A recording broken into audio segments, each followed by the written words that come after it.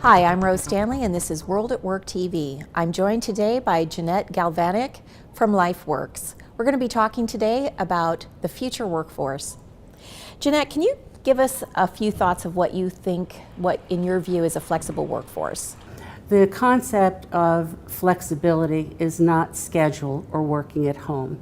It's the capability of working where, when, and how you want. So that's the first thought I have about flexibility, and that is we have to change our attitude about what flexibility is and what it means to how we operate. Talk to me a little bit about caregiving and flex, because we know that may be more of a need than it is a want. Right. Yeah, I believe that we're looking at the caregiving model today in a way that's really obsolete. We're looking at a 1950s model that someone is at home to do at-home care. So for employers to truly understand how they can help the caregivers in terms of flex, what would you be telling, what would you be able to tell HR practitioners that they should be keeping at the top of their minds? There are probably 3 or 4 things that I would say. Number one is that the caregiver, traditional language, or the caring employee who is challenged needs to get into the mainstream of business and workforce strategy. If we look at the demographics, we're going to 55% of employees with care challenges in the next 5 years. So by keeping the care issue out of the boardroom, it's keeping a focus on employee benefits, and it should be a workforce and a business risk management topic.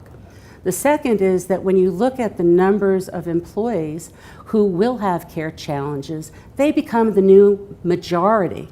And I don't think our business leaders understand the new majority is a critical mass of employees who need support.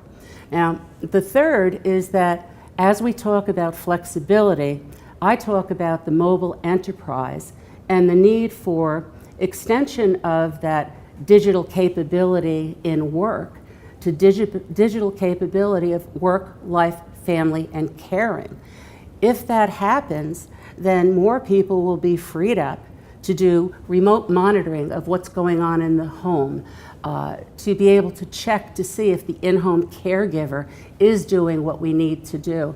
If the people that we care about are ensured the safety and security that they deserve.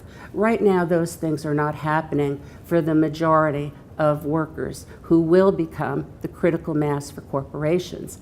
The last thing is that if you take the caregiving or care-challenged employee, you add that to the millennials, large numbers, some say 60, some say 70%, who prefer to work as independents or freelancers.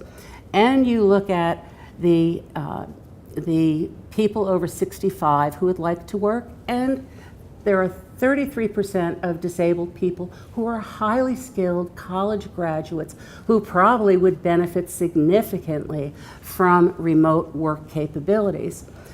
You would say, okay, if I give the remote workplace much significant prominence, I will be able to attract and retain a workforce that I need for success. When I do the math, I have to ask whether or not 20 or 30% only will be on premise in a corporation in the next 5 years. Depending on how leadership decides to meet the needs of employees at any of those categories will determine whether or not they have a competitive advantage or they don't. Great thoughts, Jeanette. Thanks so much. For World at Work, I'm Rose Stanley.